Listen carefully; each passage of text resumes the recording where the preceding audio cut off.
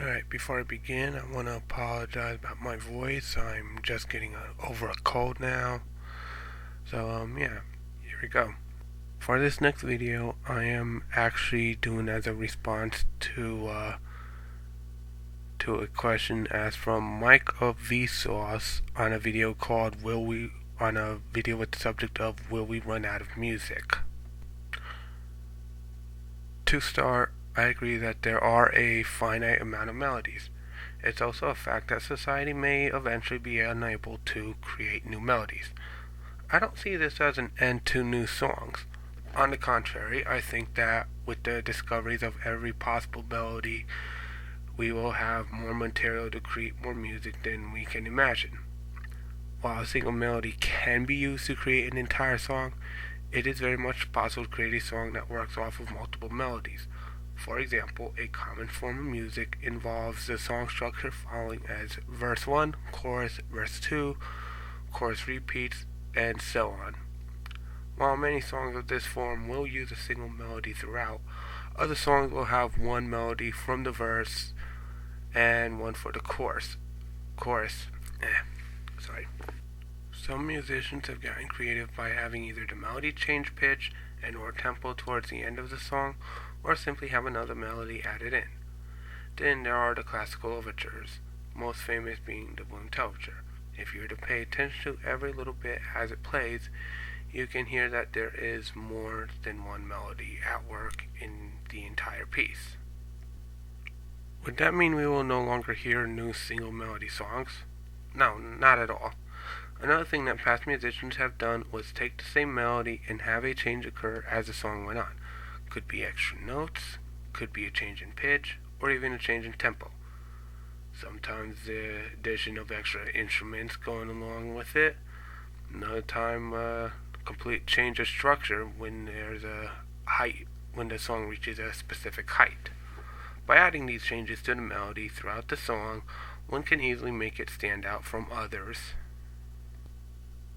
As for the amount of possible sound data, I would debate against the number presented in the video I'm responding to, because I think there's additional factors to include as well, such as the playback of the data.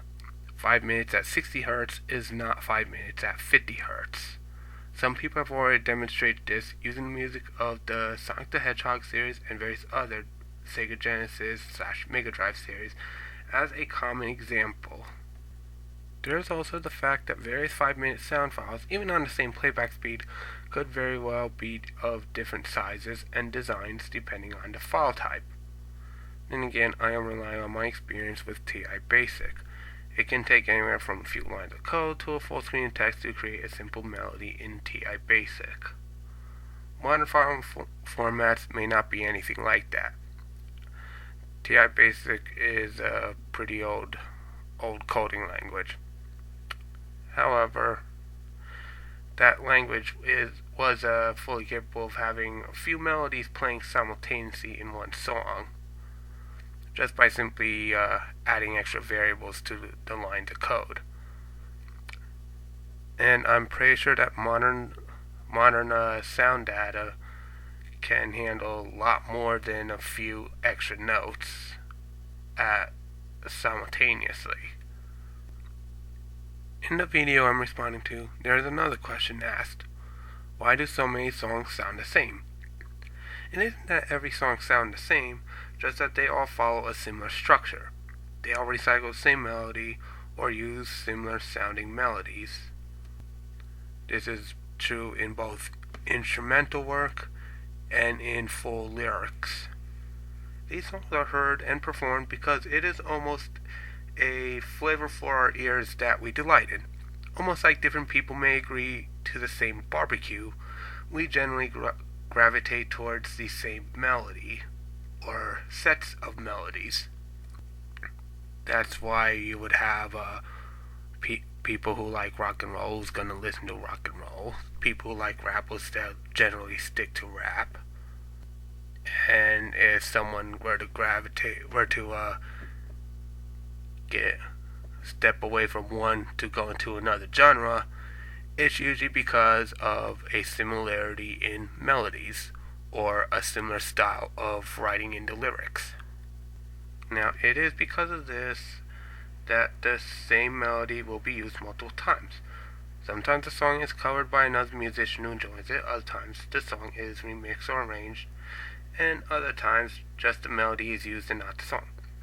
For example, the melody used in Scarborough Fair is so widespread that it can even be heard in many genres outside of the classical folk genre, such as metal and progressive rock. One final thing I want to touch on is the replies this video got, basically all the little things in the comment section. Many have decided to complain about modern music, convinced that we have reached a creative dead end.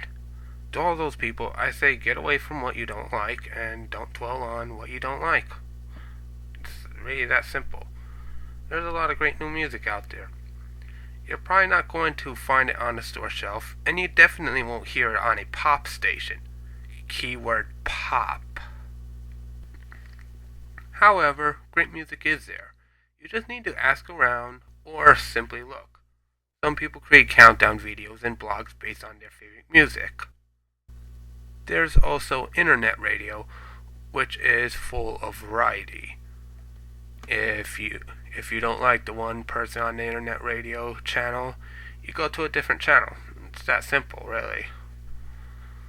And trust me, there's a lot of free internet radio services out there. You just have to look. Now on to my final thought.